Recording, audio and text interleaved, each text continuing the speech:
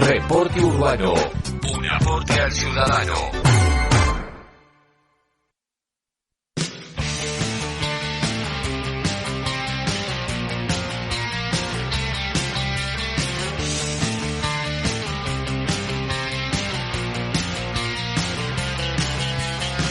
Y ahora tiro yo, porque me toca en este tiempo de plumaje blanco. Un mudo con tu voz y un ciego como yo, vencedores vencidos. Urbano, un aporte al ciudadano, y estamos en comunicación telefónica con Emiliano Litardo. Él es abogado, máster en Derechos Humanos, docente de la UBA, activista legal e investigador. Emiliano, muy buenas tardes. Cintia Neves, Roberto Villalobos te saludan. Hola, buenas tardes. ¿Cómo están? Bien, Emiliano, un gusto de que estés compartiendo con nosotros este programa, ¿no? Sabemos que el 28 de junio se celebró el Día Internacional del Orgullo LGBT. Contanos qué significan estas siglas y por qué se eligió ese día para conmemorarlo. Sí, el anacrónico LGBT figura las identidades y las orientaciones sexuales de gays, lesbianas, travestis, trans, bisexuales, queer y más. Es una enumeración claramente que no es taxativa, que es a los efectos de sostener una política identitaria que tiene que ver con los reclamos por el cumplimiento de los derechos fundamentales de las personas por su identidad de género y orientación sexual. Y es una sigla que se ha puesto como bandera visible de las reivindicaciones históricas de diferentes movimientos que luchan por el acceso a los derechos en el marco, digamos, de las ciudadanías sociosexuales, ¿no? Y el 28 de junio se conmemora a nivel internacional lo que se llama el Día del Orgullo, porque ese día se ocurrió en Stonewall, en un bar de Nueva York, una razzia policial en la cual se enfrentaron travestis y trans contra la policía, trabajadoras sexuales. Fue una lucha, que es una batalla que se libró durante varios días, y se eligió esa fecha como una fecha emblemática que lo que busca es justamente en parte reivindicar estos derechos vinculados con el acceso pleno a ciudadanías sin discriminación ni violencia por identidad de género o orientación sexual, y a la par es una forma de visibilizar la diversidad en torno a las prácticas sexuales, las expresiones de género, es decir, otras formas de vivir no solamente la sexualidad, sino también otras formas de plantear las expresiones de género que no están asociadas con esta lectura privilegiada y hegemónica que se ha instalado en una coherencia entre el sexo asignado al nacer y la identidad de género de las personas, ¿no? Así como también correrse del lado de la heterosexualidad obligatoria como única manera de expresar relaciones sexoafectivas entre las personas. Ahora, recién nos comentabas el significado de esta sigla, ¿no? LGBT, y recientemente se ha incorporado la I y el signo más, y en algunos casos la Q, con posiciones antagónicas, ¿no? Algunos colectivos la utilizan y otros no. ¿Podrías decirnos de qué se trata un poco esta inclusión de la I, el signo más y la Q en algunos casos? Sí, también tiene que ver con esto de ir sumando identidades y, bueno, en el caso de la I tiene que ver con expresiones corporales diversas a las estandarizadas en lo que se entiende masculino y femenino, que tiene que ver con esto de ir incluyendo más a grupos sociales que han sido históricamente discriminados. En el caso de la I puntual refiere a las personas intersex, es decir, las personas que nacen con cuerpos que varían respecto de los estándares de normalización de feminidad o masculinidad. La Q tiene que ver con lo queer, que es básicamente englobar a todas aquellas expresiones sexogenéricas que escapan, digamos, incluso a las identidades gay, lesbianas y trans más hegemónicas, y el más implica, digamos, bueno, como dejar abierta todas estas otras posibilidades que no terminan de ser condensadas ni cerradas por esa sigla, ¿no? Y obviamente que al interior, digamos, de cada sigla es una representación o intenta representar a un colectivo atravesado por, ya te digo, por una diversidad corporal, por una diferencia o diversidad en lo que hace a la identidad de género o a las prácticas o a las sexualidades disidentes. Pero claramente, digamos, es imposible condensar en una sigla todo un campo variable y contingente, digamos, que tiene que ver con lo sexogenérico y con la diversidad corporal. Entonces, partiendo, digamos, de esa limitación y al mismo tiempo partiendo también de que al interior de cada grupo hay diferencias, formas de entender y de situarse en el mundo distintas. Un poco la sigla es una suerte de convención que lo que busca es instalar esto que yo te decía al comienzo, una lectura diversa de nuestras identidades sexuales, de género y corporales, pero que no es cerrada, digamos. Bien, Emiliano, Cintia Neves te saluda, ¿cómo estás? Hola, Cintia. Emi, sabemos bien que sos un militante ya histórico por estos derechos. Contanos un poco de tu militancia y contanos qué es la militancia sexogenérica. Sí, yo soy militante en diversidad sexual hace ya un par de años. Empecé a militar en un espacio llamado Resaca, Revolución Sexual Anticapitalista, ya por el 2000.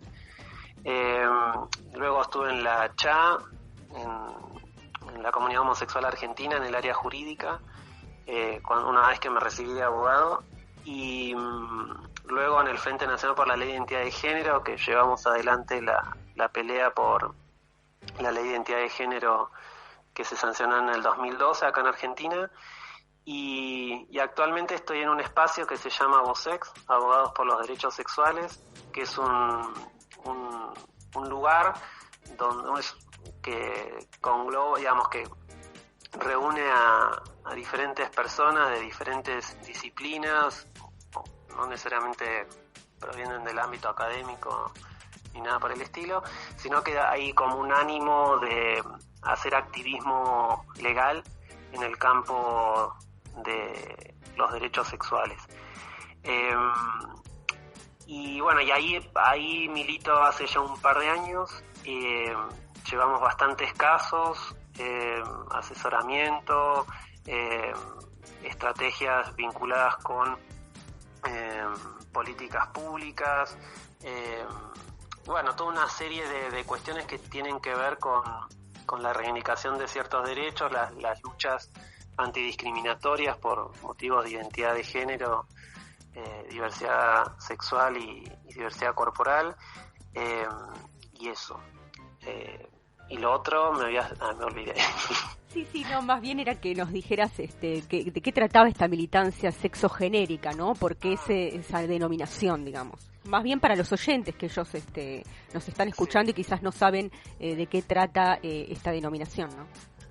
Sí, sexogenérica es una forma de llamar a todo lo que tiene que ver con ese campo tan contingente y variable de las sexualidades, de correrse de las normas de género que imponen ciertas expresiones hegemónicas de cómo uno debe ser en términos de feminidad o de masculinidad, muy atravesadas por una lectura biologicista de los cuerpos. Si tenés un pene, estás inmediatamente asociado o ligado a un género masculino, y si tenés una vagina, asociado y ligado a un género femenino, todas aquellas corporalidades que no respondan a ese parámetro estandarizado de lo que se entiende es un pene normal o una vagina normal, inmediatamente son cuerpos que se patologizan, y al patologizarlos son cuerpos que empiezan a tener una suerte de no reconocimiento como cuerpos y como vidas vivibles y dignas de acceso a derechos, de recursos, etcétera, y vuelven y son transformados en objeto de la medicina, el objeto de las prácticas jurídicas, en el objeto de la psiquiatría, del psicoanálisis, etcétera. Y ahí se pierde como este valor diferencial de corporalidades diversas. Y con la sexualidad pasa lo mismo, ¿no? Todas aquellas prácticas sexoafectivas que no responden al patrón heterosexual o a la heterosexualidad hegemónica también son inmediatamente catalogados, clasificados como sujetos enfermos, pecadores, dementes, digamos. Hay toda una serie de incluso de metáforas que se aplican sobre sobre gays, lesbianas, trans, personas intersex, que buscan justamente instalar o son el efecto de estos discursos que discriminan por no responder, digamos, al patrón normativo ligado con el género, con la heterosexualidad como régimen hegemónico, o bueno, con estas estandarizaciones de cómo tienen que ser leídos los cuerpos, ¿no? Lo mismo pasa con los movimientos de personas con discapacidad, ¿no?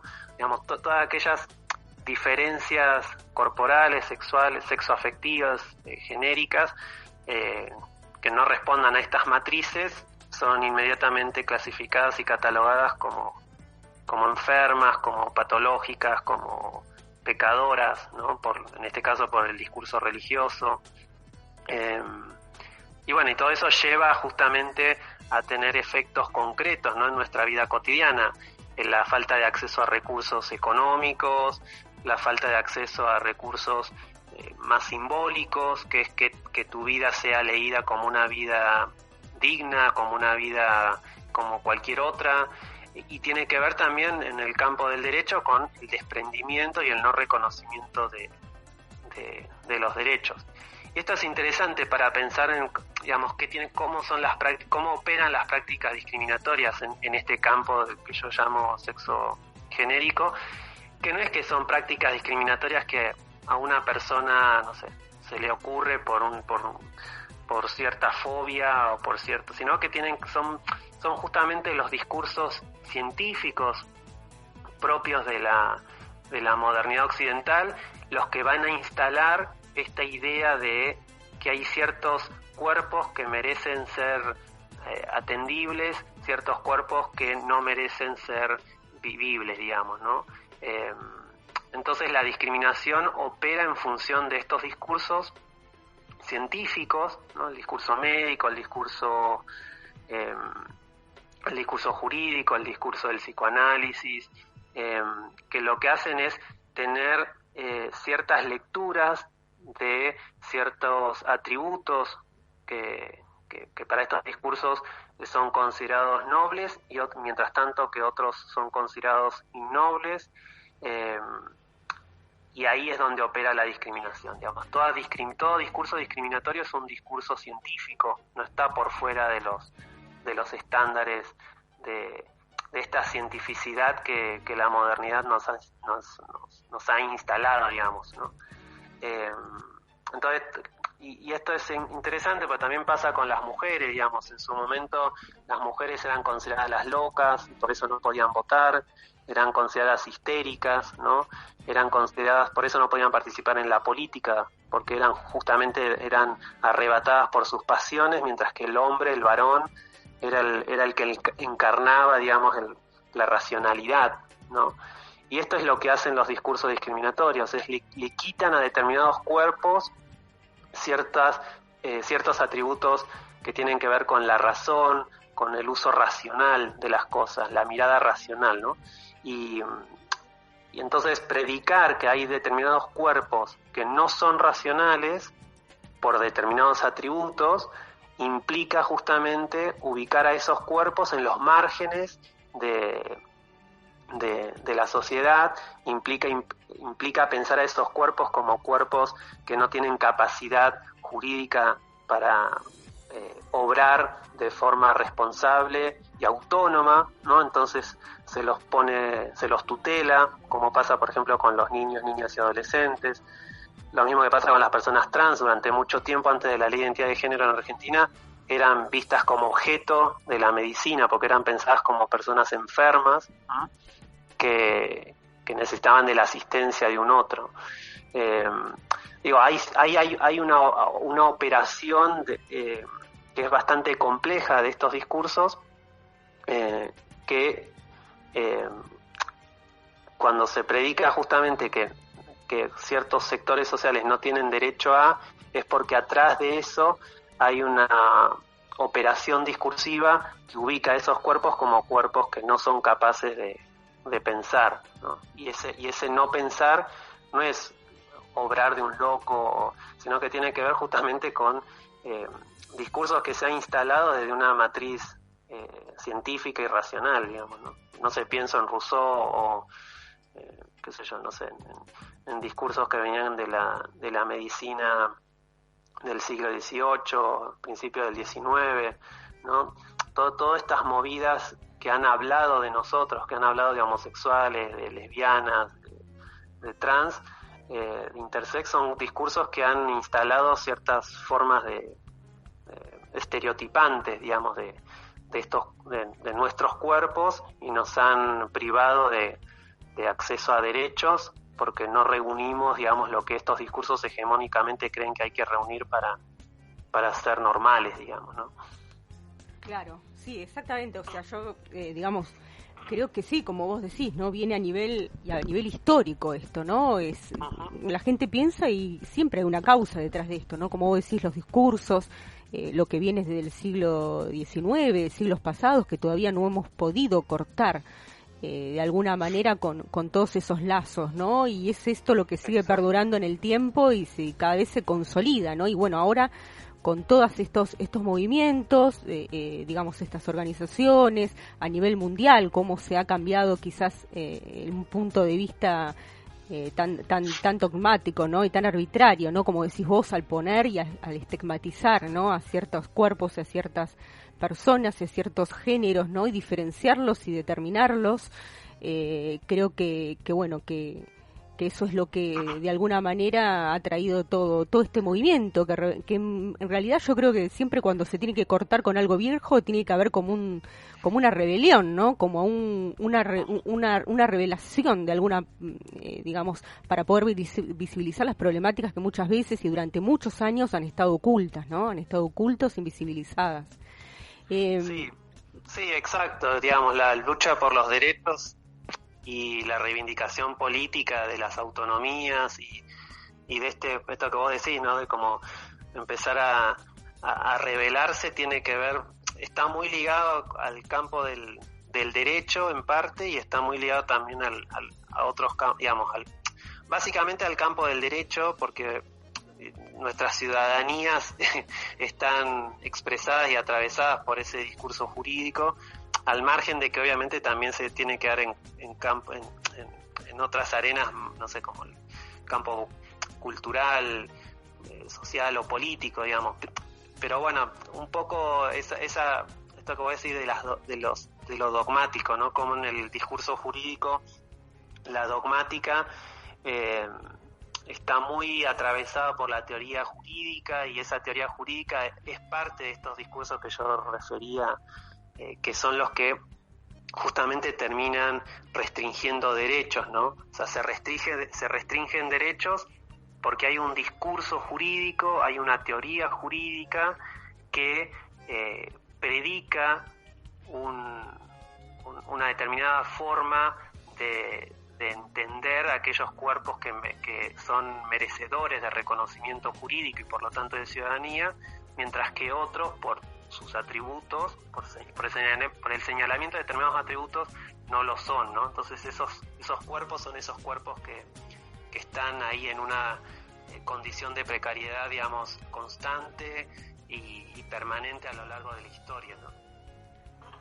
Claro, así es, y más bien como también de alguna manera legitimar, ¿no? Porque de alguna manera con ese discurso jurídico se legitiman estas formas, ¿no? Y cada vez se hacen más, digamos, de alguna manera legítimas y precisas y se refuerzan, ¿no? Y bueno, hay que luchar contra esto justamente, y bueno, creo que la sociedad en parte está entendiendo un poco mejor lo que es la realidad, ¿no? Que no tiene que ver a veces con los cuerpos, tiene que ver con la identidad de cada persona, ¿no? Y lo que siente y lo que piensa y cómo se percibe, ¿no?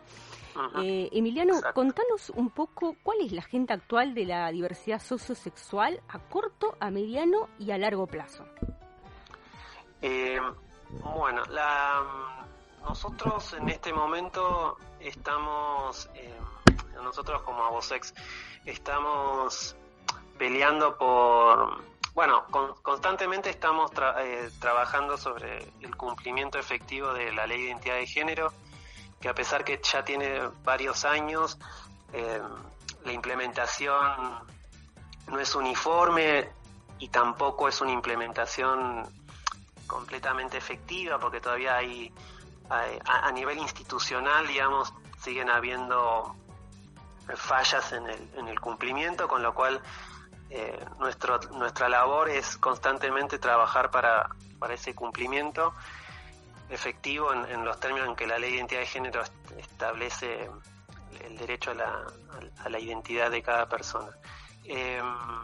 Y después también estamos trabajando en una de las últimas agendas de Loana Berkins, que fue una militante y referente del movimiento travesti trans en Argentina, que es lo que nosotros llamamos la campaña Reconocer es Reparar, que es una campaña que lo que busca instalar es un proyecto de ley a nivel nacional para que se reconozca, a partir de un resarcimiento económico, las violencias institucionales que operaron sobre las personas travestis trans por motivo de su identidad de género. En particular, un resarcimiento económico a aquellas personas que fueron víctimas de los edictos policiales, que fueron una forma sistemática de aplicar el encerramiento en calabozos, en cárceles y las vejaciones que ocurrieron ahí adentro a las personas solo por expresar un género distinto al orden normativo que decíamos al principio. Entonces lo que estamos tratando de instalar es esta agenda. El proyecto ya hace varios años ya se presentó en la Cámara de Diputados y en Senado, así que bueno, por un lado es eso, y también estamos acompañando la pelea por el cupo laboral travesti trans, que se presentó a nivel nacional. En su momento acompañamos a Diana Zacayán, que fue otra referente que lamentablemente fue víctima de un travesticidio, pero logró en la provincia de Buenos Aires llevar adelante la primer ley de cupo laboral hacia personas travestis trans, que en estos días se está operativizando. Así que también estamos con esa agenda. Y luego, también otras cuestiones de agenda más chiquitas, digamos, que tienen que ver con, por ejemplo, con casos de adopciones integrales de parejas del mismo sexo, casos del reconocimiento de comaternidades de parejas lesbianas, y también llevando, digamos, en Abosex intentamos, digamos, tener una agenda amplia como estas que te mencioné, pero también llevar adelante, digamos, o trabajar en situaciones más más chiquitas, digamos, más vinculares, más propias, más minúsculas, digamos, no a nivel social, digamos, sino más microfísica. Con lo cual ahí también trabajamos el tema de discriminación laboral, etc., acceso a la salud. Pero yo creo que en este año sería ideal lograr el reconocer y reparar, que me parece que es una agenda urgente, sobre todo porque el reconocer y reparar lo que intenta instalar es esta idea de que hay lo que nosotros llamamos, hay personas travestis trans que son adultas mayores y que han sufrido en vida, digamos, a la edad mía y mucho antes, todos estos dispositivos de disciplinamiento provenientes del Estado que tienen que ver con estos edictos policiales que justamente han quebrado en ese punto sus vidas, además, digamos, del contexto general, ¿no?, de discriminación, exclusión de la familia, de los dispositivos escolares, etcétera.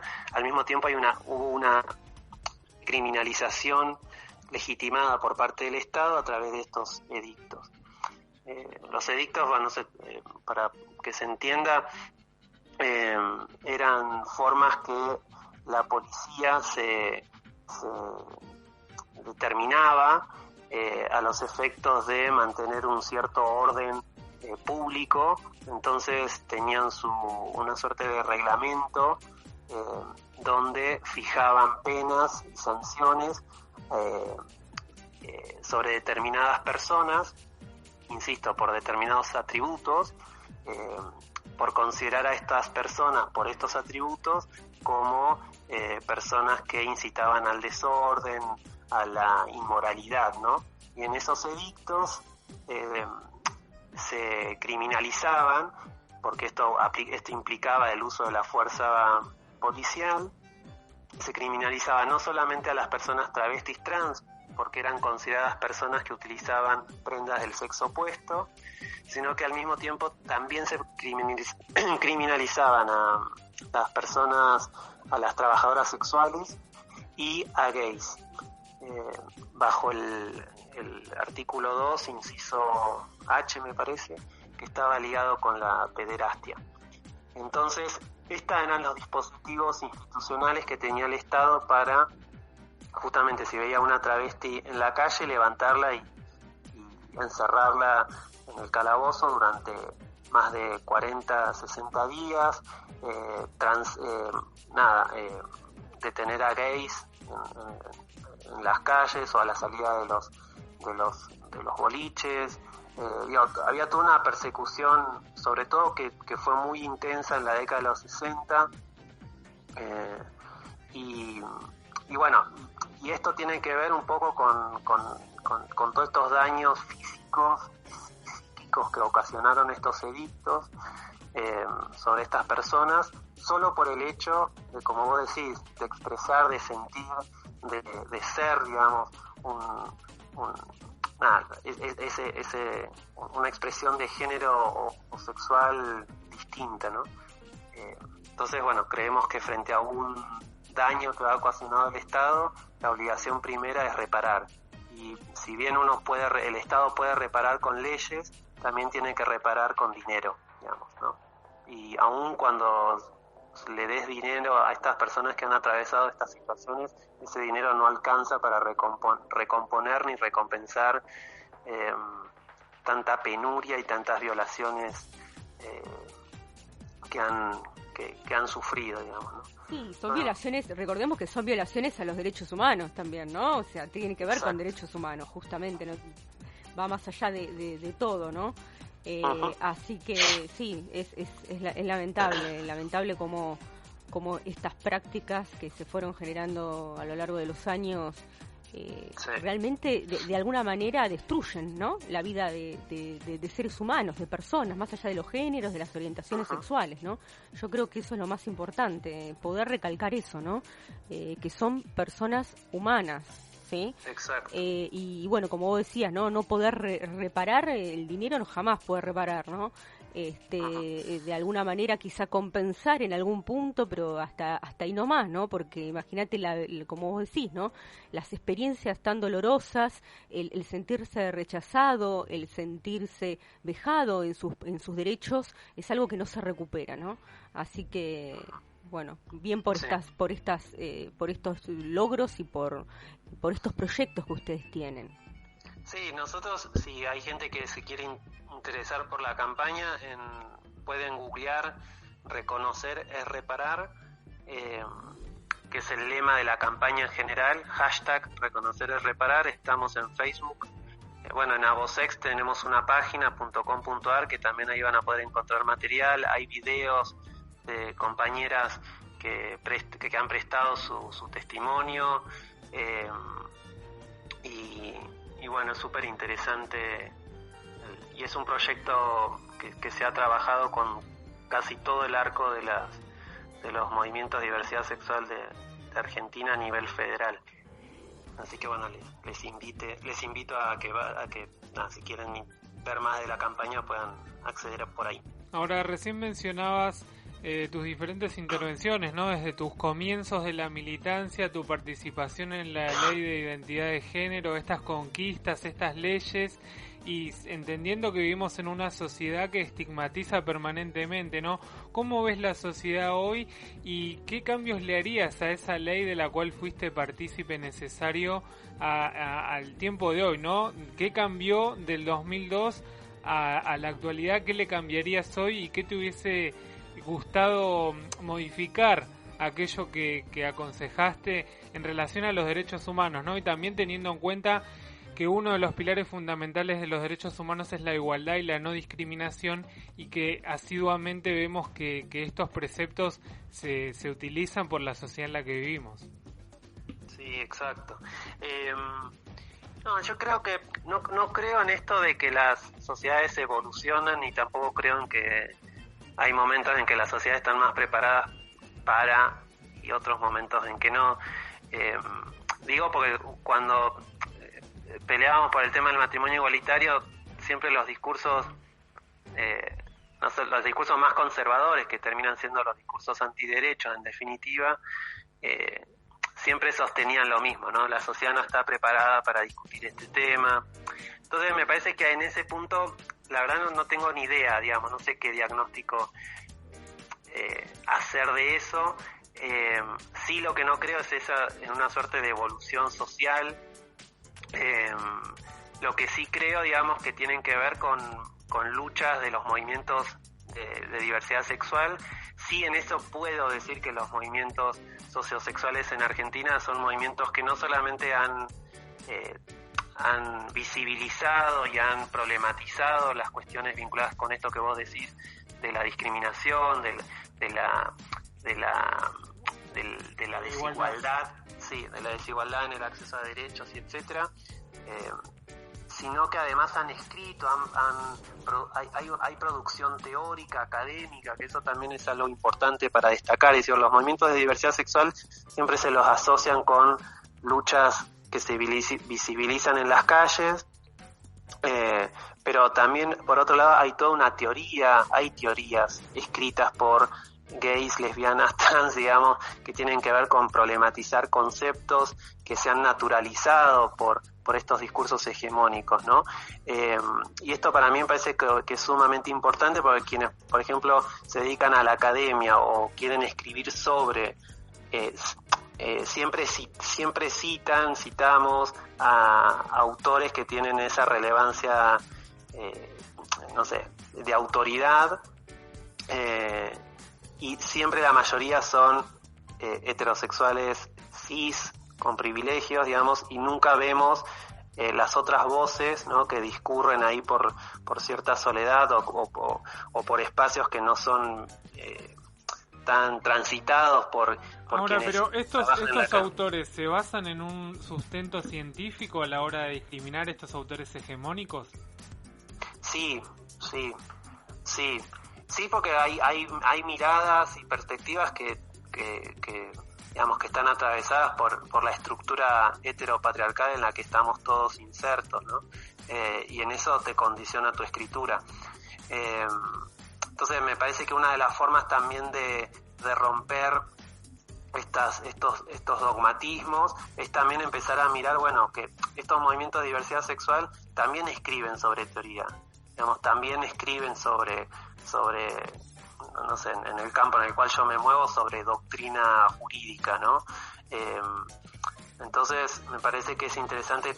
En ese punto sí los movimientos no solamente implican modificar sus propias estructuras de opresión, ¿sí? Por ejemplo, accediendo a derechos o logrando leyes como la reforma al Código Civil o la Ley de Identidad de Género, sino también son movimientos que operan para deconstruir en términos generales conceptos que se han naturalizado, categorías de análisis. Digamos, hay una contribución que es mucho más, que va más allá de la lucha por el derecho particular del grupo en sí.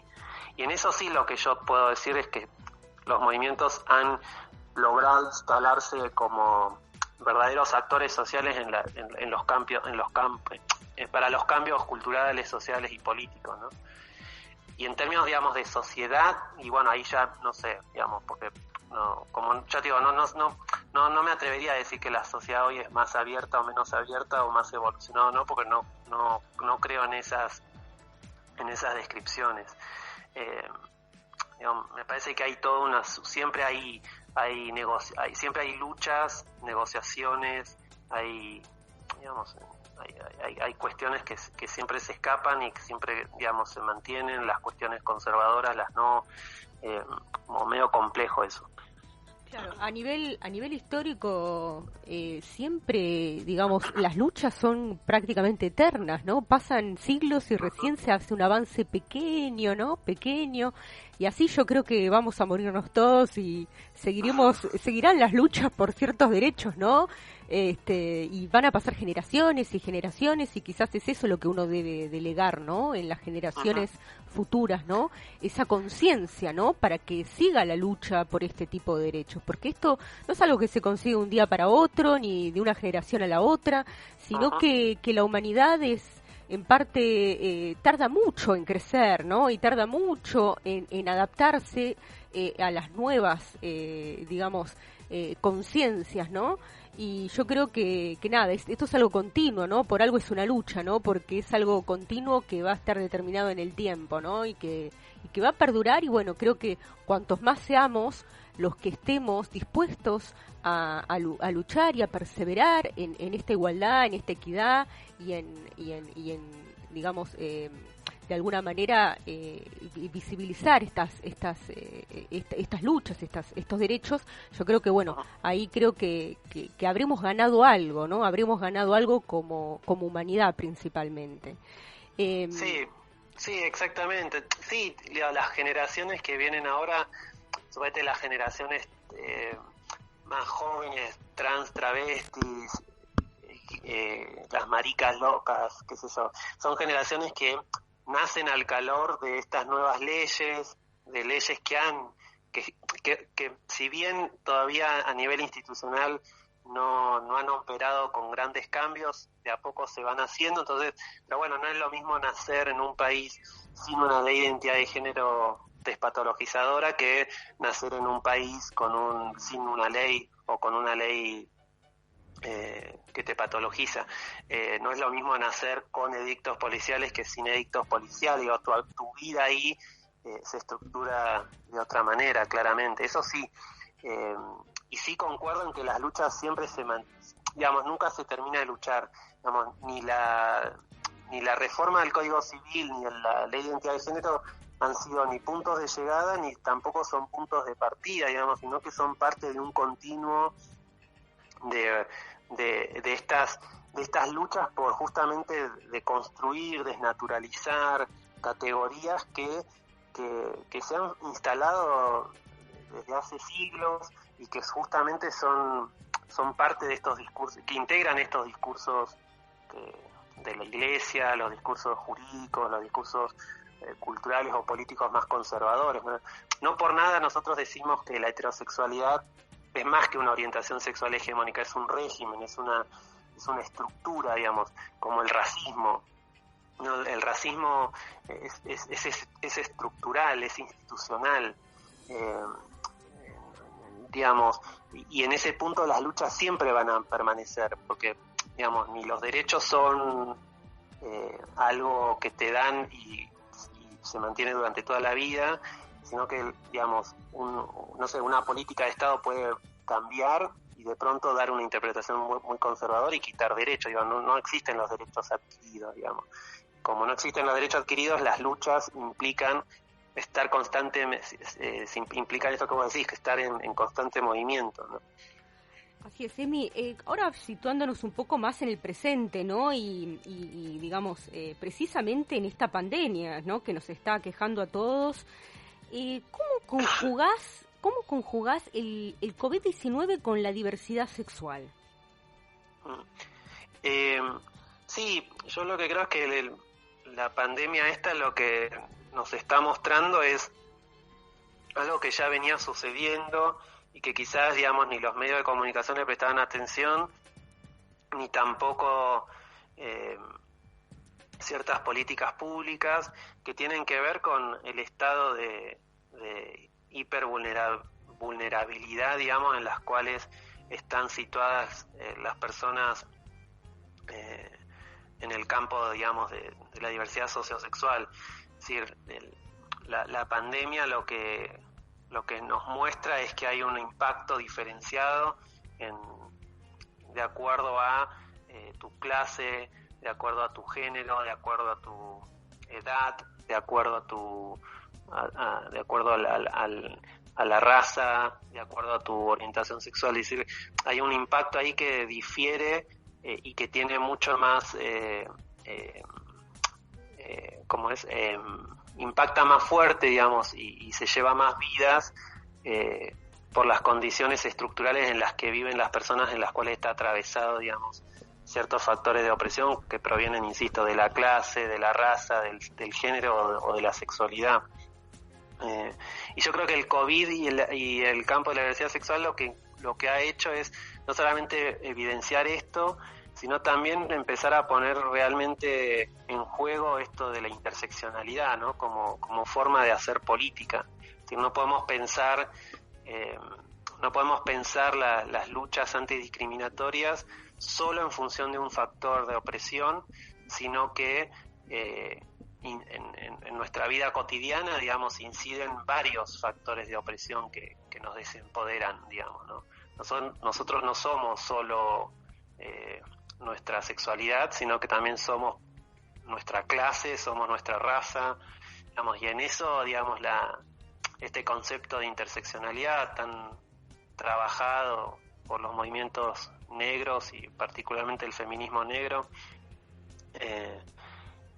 lo que muestra es que es necesaria la interseccionalidad como perspectiva de análisis y al mismo tiempo la interseccionalidad como una herramienta para armar políticas públicas en este contexto muy particular y acuciante que es la pandemia. Bien, Emiliano, recordanos entonces, quienes quieran comunicarse con vos o contactarse con vos o con Avosex, contanos cómo pueden hacerlo. Sí, Avosex, nosotros tenemos una página, avosex.com.ar, es Abogados por los Derechos Sexuales. También tenemos en Instagram, Abogados por los Derechos Sexuales, en Facebook, Avosex también, y ahí tenemos nuestro correo, nuestros teléfonos de urgencia y cualquier cosa. Y ahí, bueno, está la campaña Reconocer es Reparar, están las cosas que estuvimos haciendo y hacemos a lo largo de este tiempo en el que estamos activos. Y bueno, de ahí es el canal de comunicación. Muy bien, Emiliano, te agradecemos muchísimo esta comunicación, quedamos en contacto para futuras y ojalá cada vez haya una sociedad que respete los derechos de todos. No, bueno, el agradecido soy yo y nada, y como le decía Cintia, agradezco la invitación porque esto es parte también de esto que veníamos hablando de la lucha y de la militancia, ¿no? Que hayan medios de comunicación que puedan ser también, que transmitan, digamos, nuestras voces y permitan esta visibilización, ¿no? Así que bueno, nada, el que agradece soy yo. La concientización social es la clave para la transformación, ¿verdad? Exacto, sí. Muy bien, te agradecemos nuevamente. Bueno, un abrazo, gracias. Hasta luego. Y era la palabra del doctor Emiliano Litardo, abogado en derechos humanos, docente de la UBA, activista legal, investigador, dándonos una clase, ¿no? Con todo lo que tiene que ver con la diversidad sexual a nivel mundial, no solo en territorio porteño y en la República Argentina, con estas conquistas que se han ido incorporando en los últimos años, pero una sociedad que sigue discriminando y no puede entender cómo existe una diversidad, cómo el otro es diferente, es distinto, piensa de distintas formas, siente de distinta manera. Y bueno, es un poco lo que hablábamos, ¿no? Con esta sociedad en la que vivimos y esta discriminación constante, estos estigmas, estos rótulos que cada vez se hacen más fuertes y más presentes en nuestros ciudadanos, ¿no? En nuestra comunidad. Así es, Roberto, y esto que hablabas, ¿no? Esta sociedad y esta humanidad que siempre tiende a dividir, ¿no? Y a separar y a catalogar, ¿no? Y a diferenciar y no a integrar, no a sumar, no a unir, ¿no? Yo creo, como decía el doctor, que tiene que ver con esto, ¿no? Que tiene que ver con dogmas que han venido ya instalados desde siglos atrás y que todavía no se ha podido de alguna manera desnaturalizarlos, ¿no? Y desarmarlos, ¿no? Porque yo creo que esto es como una armadura, ¿no? Una armadura tan fuerte que a lo largo de los siglos se ha fortalecido, ¿no? Y somos muchos los que tendemos, ¿no? A luchar por los derechos humanos, ¿no? Y a luchar por los derechos de la humanidad en sí, ¿no? Y quizás poder entrar en esta conciencia, ¿no? De luchar, de concientizar, de visibilizar todas estas problemáticas, ¿no? Que tienen un trasfondo muy filosófico, muy histórico y muy estructural, ¿no? Tiene que ver sobre la base de la sociedad, ¿no? Está ya de alguna manera sostenida sobre esas bases, ¿no? Y cuando uno quiere quitar esas bases que son tan sólidas y están tan aferradas, ¿no? A ciertas estructuras a nivel consciente e inconsciente de la humanidad, yo creo que resta mucho, ¿no? Resta mucho por hacer, restan muchos años, muchas generaciones van a pasar luego de nosotros para que pueda quizás llegar a modificarse, encontrar una cierta igualdad y una cierta equidad entre todos los seres humanos, ¿no? Pero bueno, para eso falta, ¿no? Y creo que el presente sigue siendo un presente de lucha, un presente que siempre tiene que estar de alguna manera solidificado a través de lo que es esta constancia, ¿no? Y esta perseverancia en determinar cuáles son las luchas más importantes de este nuevo siglo y ellas, por supuesto, que siempre van a ser estas que comentaba el doctor y todas las que tienen que ver con los derechos humanos fundamentales. Muy bien, ahora sí continuamos así nuestro programa.